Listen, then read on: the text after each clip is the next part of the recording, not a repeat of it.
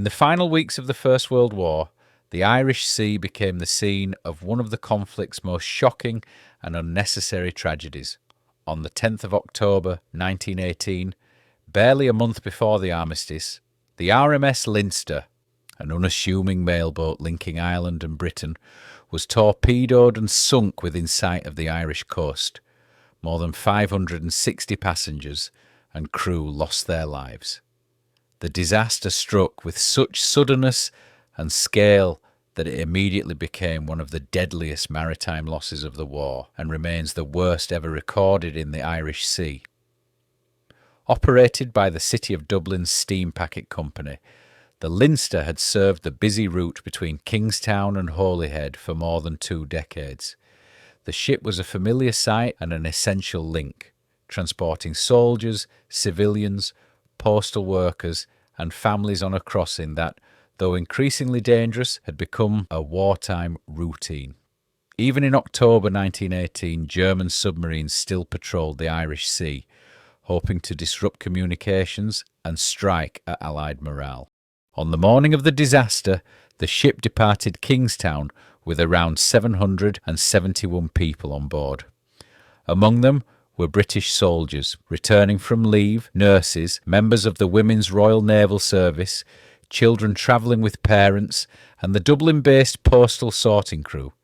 Lurking in the path of the Leinster was U-123, a German coastal submarine commanded by Captain Robert Ram.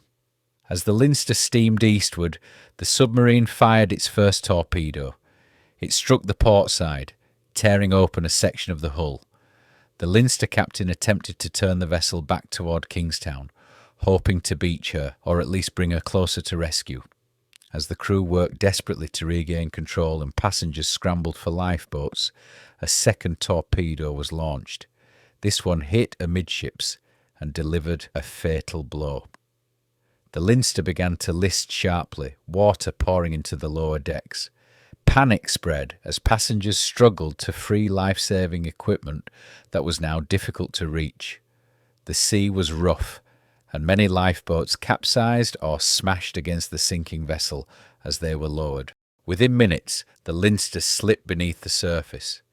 Those who survived the immediate sinking found themselves battling heavy seas, cold water, debris, and oil slicks. Rescue boats from Kingstown, including naval patrols and local vessels, raced to the area. Their crews encountered harrowing scenes, clusters of survivors clinging to wreckage and many more bodies floating in the swell. Though dozens were saved, the majority could not be reached in time. The human loss was staggering.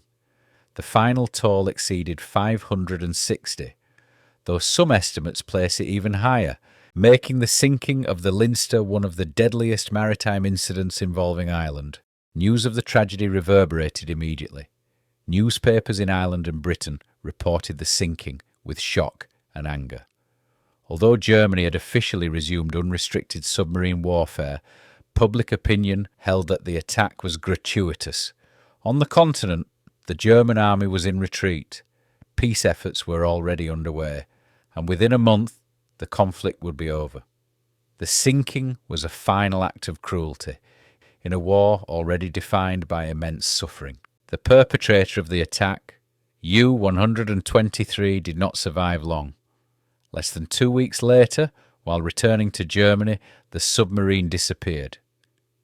It probably struck a British mine in the North Sea and sank with all hands.